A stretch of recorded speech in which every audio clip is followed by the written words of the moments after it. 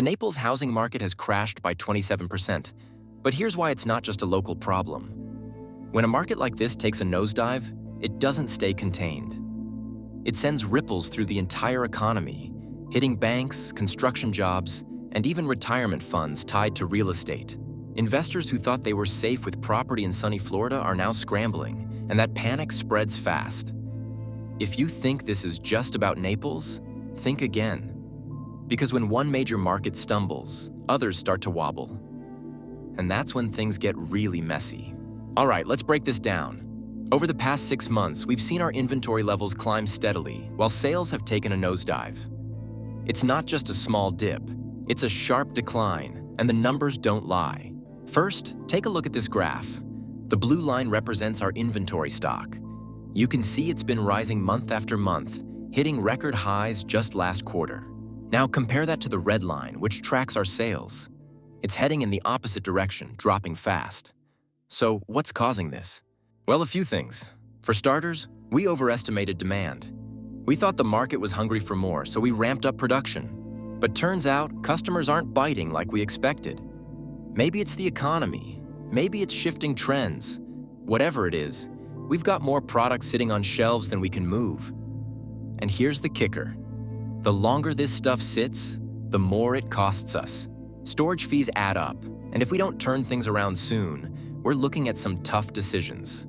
We either need to find a way to boost sales or start scaling back on production before this becomes a bigger problem. Bottom line, we've got too much supply and not enough demand. Time to figure out how to fix that. Let me tell you about Sarah and Mark from Denver. They bought their first home back in 2020 when rates were at historic lows, just 3%. Fast forward to today, and their adjustable rate mortgage just reset to 7%. That's an extra $100 a month they weren't planning on. Suddenly, that dream home feels like a financial nightmare. Then there's Jamal, a single dad in Atlanta. He's been renting for years, saving up to buy a place. But with mortgage rates nearly doubling, the house he could have afforded last year is now out of reach. He's stuck paying rent that keeps climbing while his savings get eaten up by inflation. And it's not just the mortgage payments. Property taxes keep going up, insurance premiums are through the roof, and maintenance costs? Forget about it. Take Lisa in Florida. Her homeowner's insurance doubled after last year's hurricanes. She's now paying more just to keep the lights on than she ever imagined. These aren't just numbers on a spreadsheet. These are real people making tough choices, skipping vacations, delaying retirement, even taking on second jobs just to hold on to their homes. The cost of owning a house isn't just the mortgage anymore. It's everything else that comes with it, and for a lot of folks, it's becoming too much to handle. The numbers don't lie. Cash sales are down, and the luxury market's feeling the pinch. Last quarter, high-end retailers saw a 20% dip in those big-ticket purchases where buyers used to walk in with stacks of bills. No more wads of cash for that Rolex or that designer handbag. It's not just about people tightening their belts. It's about how they're tightening them. Credit's king now. Even the ultra-wealthy are swiping cards or taking out loans, and that changes everything. Dealers who used to thrive on discreet, under-the-table transactions are scrambling. No cash means more paperwork, more scrutiny, and a lot less flexibility. And when the cash dries up, so does the spontaneity. The kind that used to drive those impulse buys at five-star auctions or exclusive boutiques. The ripple effect? Inventories piling up? Those limited edition watches and custom jewelry pieces aren't flying off the shelves like they used to?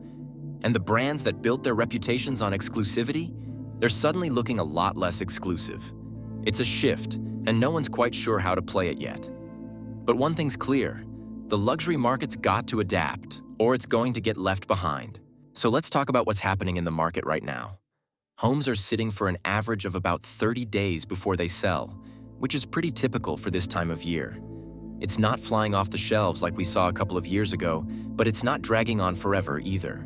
Buyers are taking their time, which makes sense with interest rates where they are. Now, when it comes to price, sellers are still getting close to what they're asking, around 97% of the list price on average. That means if a house is priced at $400,000, it's likely selling for just under $390,000. Not bad, right? But it also means buyers have a little room to negotiate, especially if a home's been sitting for a while. So if you're thinking of selling, pricing it right from the start is key. And if you're buying, well, you might have a bit more leverage than you think. The downturn didn't hit everywhere at once. It crept in like a slow tide, rising higher in some places than others. Out west, the factories were the first to feel it. Orders dried up, shifts got cut, and suddenly folks who'd spent decades on the line were staring at empty parking lots. Then it rolled through the Midwest, where the family farms had already been hanging on by a thread. Prices dropped, loans got called in, and the land that had been in the same hands for generations started changing signs. Down south, the small towns took it hard. The diners that used to be packed at lunch now had more empty stools than full ones. The hardware store on Main Street, the one that had been there since the 50s, finally closed its doors.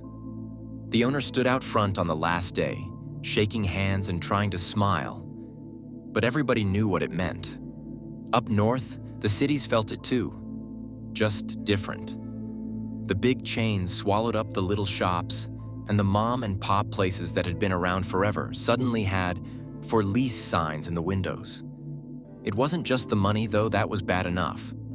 It was the way it changed things. The way neighbors started looking at each other differently, like maybe the next job or the next dollar was something to fight over. The downturn didn't just shrink bank accounts. It made the whole place feel smaller, tighter, like there wasn't enough room for everybody anymore. So here's the thing. When it comes to fixing big problems, sometimes you need the big guns. And by big guns, I mean the government. Now, I know what you're thinking. Oh, great, more bureaucracy, more red tape. But hear me out. Governments have the power to make real systemic changes that can actually move the needle. Take policy changes, for example. If we want to tackle something like climate change or income inequality, it's not just about individual actions. It's about setting rules that everyone has to follow. Think about it. Laws that limit carbon emissions, incentives for renewable energy, or even something as simple as better public transportation. These aren't just ideas. They're tools that can reshape how we live and work. And it's not just about the environment.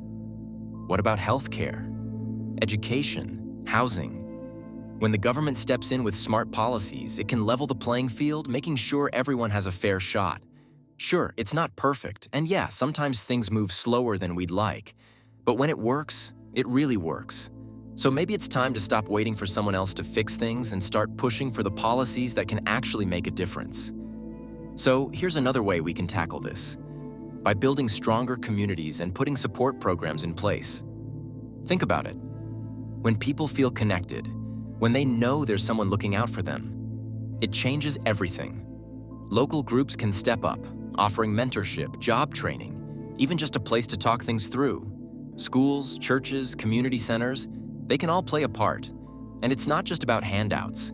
It's about giving people the tools to stand on their own.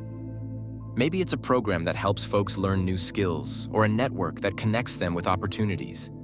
When we invest in each other, when we make sure no one's left to figure it all out alone, that's how real change happens. It's not flashy, but it works. Because at the end of the day, we're all in this together. All right, let's talk about the third way to tackle this. Financial strategies for homeowners and buyers. If you're already in a home, refinancing could be a game changer. With rates fluctuating, locking in a lower rate now might save you thousands over time. But don't just jump at the first offer. Shop around, compare terms, and make sure the fees don't eat up your savings. For buyers, especially first-timers, look into programs that can help with down payments or closing costs. Some states and cities offer grants or low-interest loans if you meet certain criteria.